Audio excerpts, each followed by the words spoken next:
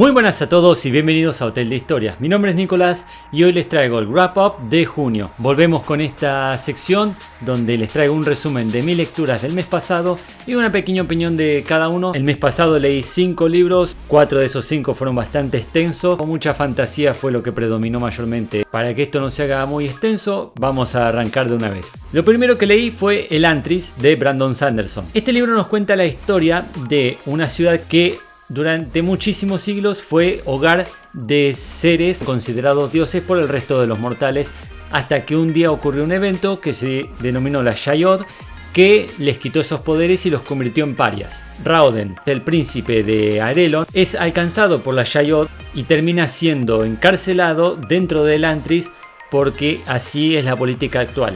Su esposa Sarene es la princesa de Teod, un país vecino con el que Arelon intentaba forjar una alianza. Al creerlo muerto, viaja hacia Arelon para evitar que Fjordell, un reino que durante muchos años ha ido tomando diferentes países pequeños, pueda dominar Arelon y por tanto dominar Teod también. Sin darse cuenta, hasta muy adelantada la historia, tanto Raoden como Sarene van a estar trabajando con un mismo fin. Y ante ellos está el sacerdote Raden de Fjordell, que tiene la misión de doblegar a la población para que la guerra no sea tan brutal, sino que sea como una sumisión ante un poder mayor.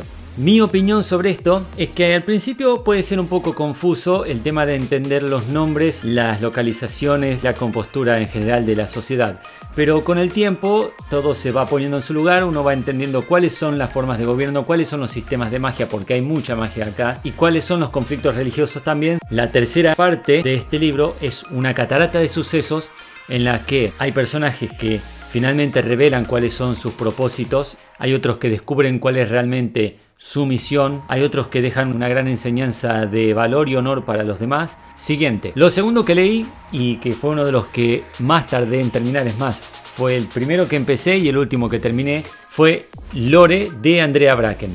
En esta historia, en el principio nos cuentan que hubo una rebelión de dioses en el Olimpo, él los rechazó y los condenó a sufrir el agón, un ritual en el que todos esos dioses son condenados a ser mortales, a vivir en la tierra y cada 7 años ser cazados por diferentes linajes de diferentes casas, como la casa de Cadmo, la casa de Perseo, la casa de Teseo, y cada cazador que logre asesinar a uno de estos dioses le roba su poder.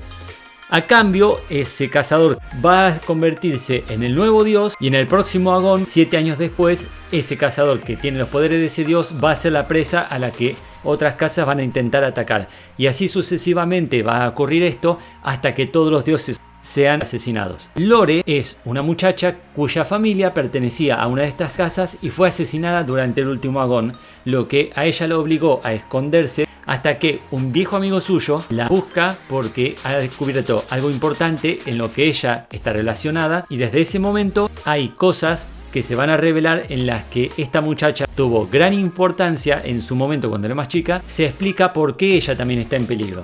Es un libro largo, un poco más de 500 páginas. Como venía saturándome con mucho del mismo género y aparte en un principio se me hacía muy pesada la lectura, me costaba avanzar hasta que llega un punto en el que los sucesos empiezan a tener mayor velocidad, que fue cuando tomamos fuerza el libro y cuando yo por fin pude acelerar la lectura y poder terminarlo de una vez. Aunque hay muchos sucesos en la historia que son bastante predecibles, relaciones entre personajes y desenlaces de las subtramas, pero es entretenido, interesante ver cómo se manejó la mitología griega. Es un libro recomendable para adolescentes. Lo siguiente que leí y que también me ocupó todo el mes de junio es El Señor de los Anillos 2, Las Dos Torres. Es la segunda entrega de esta mítica trilogía y en esta parte, ya como ven, es un libro un poco más corto que el primero, ya son 405 páginas. Y acá tenemos la continuación de la historia en la que Frodo y Sam deciden ir a Mordor y en el que los Uruk-hais de Saruman secuestran a Merry y a Pippin. Y Aragorn, Legolas y Gimli deciden intentar rescatar a Merry y a Pippin. En esa persecución entran en las tierras de Rohan, se encuentran con el rey Theoden, se encuentran también con Gandalf y se preparan para la batalla en el abismo de Helm. Mientras tanto, Frodo y Sam se encuentran en su camino a Gollum, que los había estado persiguiendo durante todo el primer libro, y como sabe el camino a Mordor y es el único que los puede guiar por las tierras desconocidas que van a transitar, deciden a regañadientes tomarlo como guía.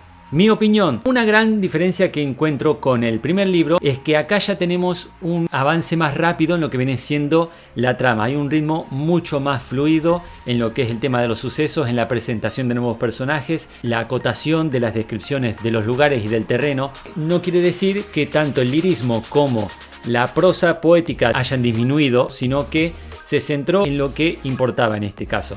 La batalla en el abismo de Helm, el combate con ella la araña, y el ataque de los Ents a la torre de Orthanc, donde está recluido Saruman. Esos 3 puntos sumen al lector en la crudeza de los combates, la fiereza de la lucha misma y la asimilación de cuáles son los grandes peligros que están amenazando la Tierra Media. Personalmente encuentro una gran mejora, una mejor valoración con referencia al primero.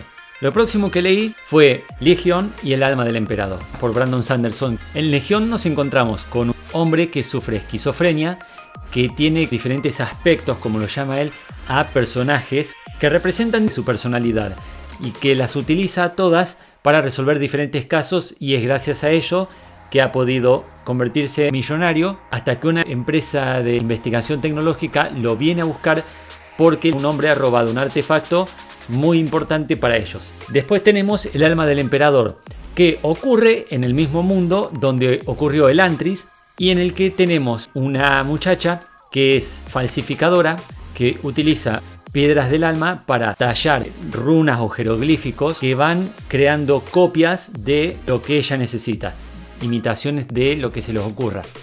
El tema es que ella ha sido encarcelada y el emperador fue herido en un ataque. Le encargan a ella que cree una copia de su alma para seguir presentándolo en público. El tema es que nunca nadie en la historia ha hecho una copia de un alma, porque se requiere mucha información. Salvo que tengas una enorme charla con la persona a la que le vas a copiar el alma, es muy difícil realizar este trabajo.